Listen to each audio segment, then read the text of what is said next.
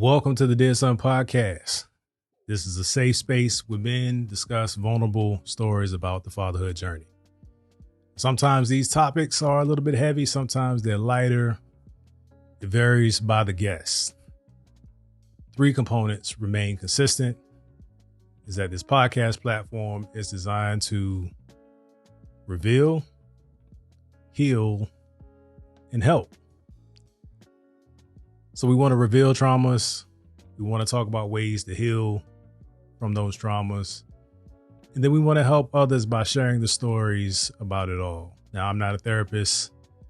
That should be extremely obvious to you, but I will state that because I don't want it to be misinterpreted. Now, normally I have a guest, but tonight I am both your host and your guest. And we want to talk about something that's really personal to me, something that I'm working through. And these are my top 10 reasons that I am afraid of healing. Yep. The top 10 reasons that I'm afraid of healing. And to be quite honest, I had to put pen to paper or finger to iPad in my case. And I have my notes because I want to be honest about it. I was honest when I put them in my iPad, and I don't want to deviate. I don't want to give myself an excuse for not communicating the message as I was inspired to do so. So forgive me if I'm looking down, if I'm not so engaging in the camera. Maybe that's part of me being afraid to heal from a couple of these items that will make sense. All right, so here we go. Give me some energy where you are. Clap audibly, clap in your mind. Give me some energy to get through this. Number one, healing requires me to be honest about parts of me that I've tried to hide from myself. I can allow myself to get away with anything. They say if you want something to remain a secret, only tell yourself. I think the moment you reveal a deep or dark secret to someone else, that's a soft cry for help. It makes sense. So we're naturally created for community. So when we alienate people from certain parts of our life, it initially feels weird. We have to fight that feeling until it becomes normal. The same thing happens internally with our conscience. After repeated suppression, we become numb. This is probably top 3 of the 10 for me, because I realize that I've been able to suppress things, very deep, dark places of my life that I just don't want to deal with. And this podcast process, believe it or not, is causing me to deal with those things. So in a sense, this podcast is really on my nerves because it's forcing me to grow and become a better man. And if I become a better man, I'll become a better father, better husband, better son, brother. The applications are endless. Top 10 reasons I'm afraid to heal. Number 2. Healing exposes feelings that I'm not currently equipped to manage. Some of those feelings weren't nurtured as a child. Even as an adult, I haven't done the work or sought the proper tools. See, in my family, this is a negative generational cycle.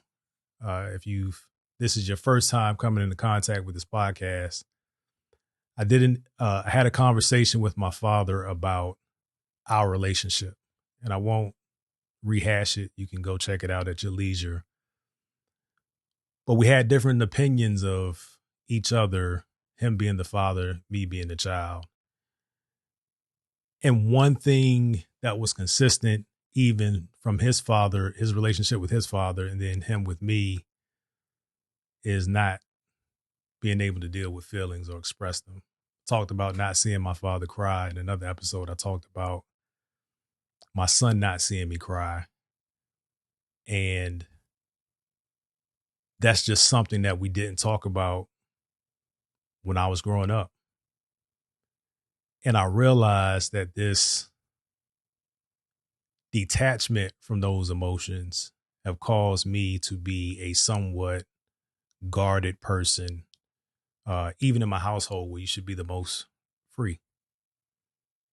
It's number two. Number three, healing makes me uncomfortable. So you have to do things that you weren't used to doing in order to heal. You may have to go talk to somebody. You may have to have an honest conversation with somebody close to you, your wife, your son, your daughter, your father. All of those things aren't natural after so many years of being a certain way. And I don't know about you, but I don't like being uncomfortable when I don't want to be uncomfortable. But it is a requirement in order to grow. This is something that I fought very early in my marriage when we were having issues or having challenges. I would rather suppress feelings, avoid the help, and avoid the work because it was uncomfortable. And I thought my wife would see me as weak or unfit to be a husband or a father. Healing is uncomfortable. Number four, healing removes excuses that once allowed me to operate at my lowest frequency. Some people may say the lower self. See, once again, the longer you can lie to yourself about what expectations you do or don't have, life becomes really easy. It's much easier to not be accountable. It's much easier to not do the work. Excuses are extremely easy, and I was great at excuses. Now, I don't know if anybody else out there has that challenge or has that gift or curse, whatever you want to call it. But I was the king of spin. I could almost make you believe that I believe that things were different than they really were.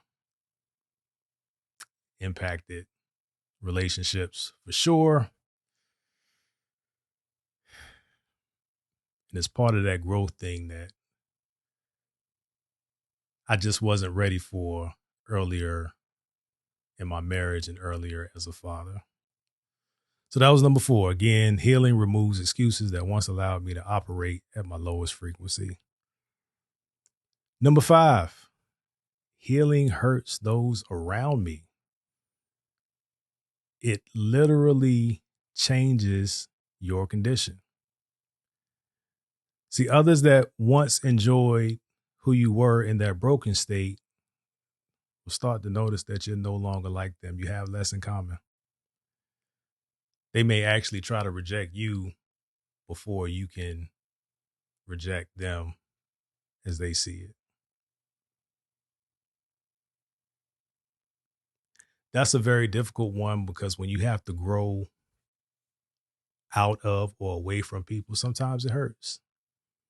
Sometimes it hurts you more than it hurts them, but it's necessary. It's number five. Number six, healing looks silly to others, and I'd rather be cool than be complete. You going to marriage counseling, bro? That's for suckers. Put your wife in check, man. Run your house. See, even in that fictitious example, I brought the wife into it because I'm too insecure to infer that I need professional therapy. See, the male ego is really something. Now, that's not a real example of something that my friends have said. I want to be very clear about that, but it's a very common scenario. And it doesn't have to be about counseling in your marriage. It could be about anything that requires you to do the right thing. So you got to be really careful of the company that you keep, especially as you assume a leadership role in your house as a husband, as a father. Sometimes you have to excuse those folks out of your life that think you growing is silly. See, a lot of times we like to tell ourselves that we're not worried about being cool. We're not worried about peer pressure. All that stuff happens when you were younger. Sometimes you don't grow out of that. And it really impacts how you deal with life. You got to be able to stand on your own and understand what's best for you and your family. And you got to be all in. And when healing requires that of me, there were times where I actually cared about what the outside world thought. Now, the outside world is not paying my bills. They're not contributing to anything. But for whatever reason, I was in my head about if I change, how will people look at me?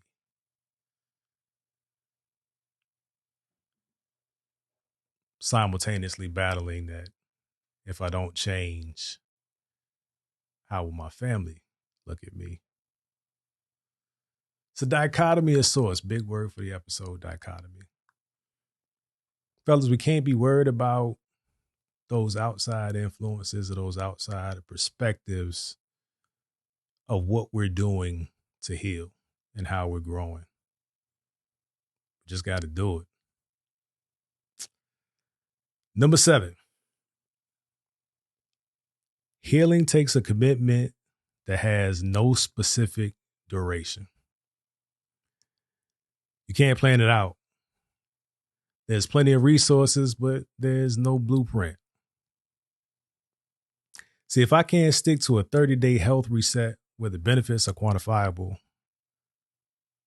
how can I commit to this journey into the unknown? This is another one that is in my top 3. See, I have to have the details. I was one of those kids that asked why. I had to have all of the information, know all of the steps before I could commit to it. Now, real life doesn't work that way, nor does a life of faith for those that believe in God as I do. See, he doesn't show you the step by step, but he's beside you, guiding you, protecting you step by step. You got to have faith. So when you're committing to the healing process, you got to know that the work is going to be the work. You only know the start date. You don't know the end date. And you don't know that the path that you're on is guaranteed to lead to healing until you're healed. But you got to stay on it. Your family, not even just your family. It's important to you. And that's something that I want to highlight is any of these things that we do as men and we say we do for our family, that is a very noble why. I would challenge you though, if you're not committing to change for you, your why may not be big enough, long enough. So we got to grow, right? That's the underlying principle of this podcast platform. I truly believe better men, better fathers, better families. We start to shift generations. Number 8, we're almost home, y'all. Healing requires me to surrender control. See, if I could handle it on my own, there's no way I would allow me to become broken. But clearly I couldn't. I couldn't handle it.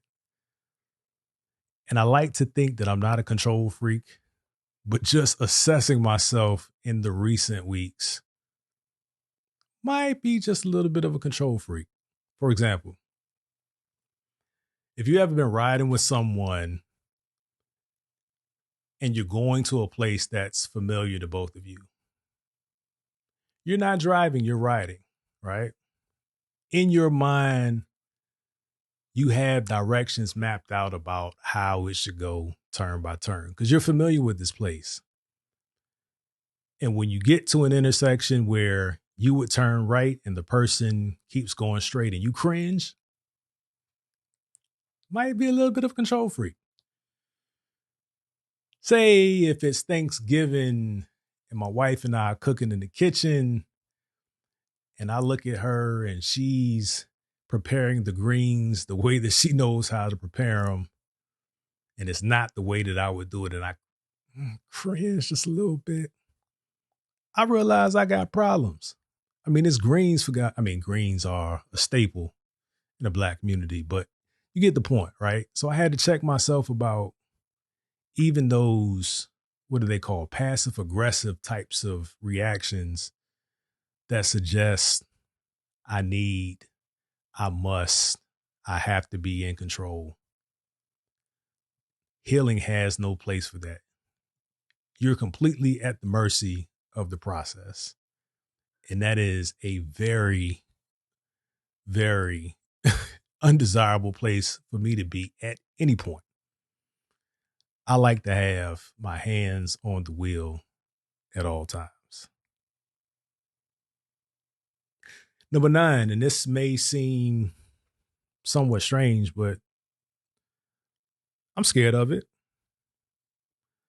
Healing brings clarity, and I might not like what I see.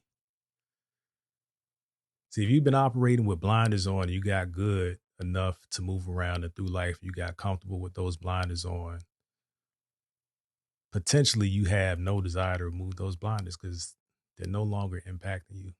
You figured out how to operate. You figured out how to make life normal, not seeing all of what you could potentially see. And for some, that may be opportunity. That may be a realization that they have a greater aptitude or they can do more in life than they previously thought or wanted to acknowledge. When that clarity comes through healing, you have to live with the new or the revised, the updated vision that you've been afforded. Sometimes that may mean more work, but the clarity is necessary. And I don't always want to be clear on everything. That's a lot of fun in the great. So let me give you an example. Have you ever had a project in school, college, or better yet, have you ever in your work life been with a company that was super chaotic? Everything was last minute. There was no organization. You had no idea what the vision was. And then a project comes up. And then there's a leader established. And there's chaos, chaos, chaos. Things are not done in the most efficient or effective way, but somehow the project gets done and everybody celebrates. The next project comes around, same thing. Chaos, chaos, chaos. Project gets done. Everybody celebrates. See, eventually that becomes the operational rhythm of that company. People thrive in the chaos because in the chaos, there are many places to point fingers. There's a lot of places for blame to be thrown around or And then when somebody comes along and says, hey, here's a better way to do it, the group responds negatively. Well, we don't do it like that. That's not what we know. Now, it's clearly a better way, but nobody in the group has the experience doing things in a very effective and efficient manner and with clarity. It's kind of how it is when you heal. You realize that you've been operating in a chaotic state that you call normal, that I call normal, because this is about me, right? Apply it as you may. That chaos was a crutch because if something went wrong, I had somewhere to point, or my kids didn't, or my wife didn't. I would have been better off if they had just. But I wasn't clear. I wasn't providing the vision that I needed to as a leader. So now that through this process, I'm gaining clarity and I see and understand what the calling on my life is, and that this podcast platform is purpose driven, I'm not always comfortable with what God is showing me. Sometimes I don't want to talk about it, and everything is not to be discussed. But because He has afforded me the clarity, I have to move as He speaks, as He's designed. Now, this wasn't intended to be a church service or a message of that sort. Or maybe it was. I'm just speaking from my perspective, where I'm at in life and what this clarity, what fear has accompanied the clarity that I now have. Number 10 of 10. If you have toiled with me thus far, salute to you. Healing raises the standard by which I must abide in all areas of my life. When you know better, you do better. I've heard the saying from very focused people, and I always kind of turn my nose up at a little bit. And they say, how you do anything is how you do everything. See, once you've healed, you have a responsibility to approach life in a different manner. It requires more of you, more consistency, more understanding, more compassion, more listening, more caring. And these are all things that I'm good at some point when I pick and choose. But I can't sit here and talk about this process and how it's changing me, and I'm still picking and choosing when to be who.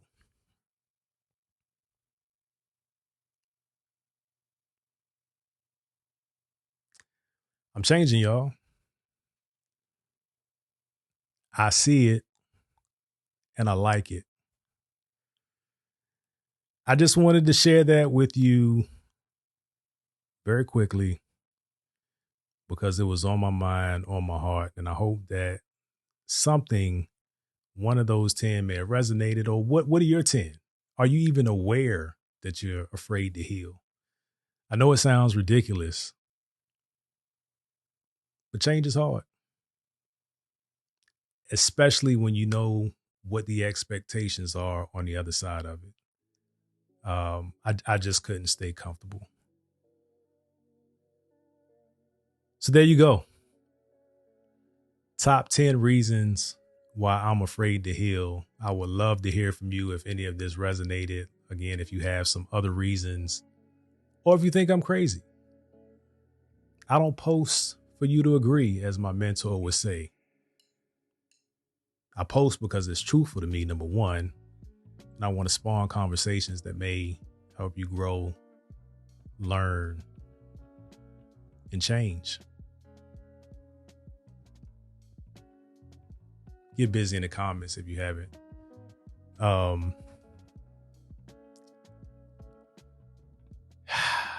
Big sigh. I'm glad to get it off my chest. I know this was a little bit different, but that's where I am today in life. Next podcast, we'll be back to the regularly scheduled program. So if you're listening on the audio platform, please follow. If you are enjoying the YouTube experiment, if you're enjoying the YouTube experience, hey, what's up? Please make sure that you subscribe, you hit the notification bell, and that you're getting bitty. There we go. Back to can't talk. I was so serious for so long, and now I can't talk. Get busy in the comments. Let me know your thoughts. This is to be a community. This is not a monologue by any stretch. So help me push this platform forward. Appreciate you guys. God bless you. Peace.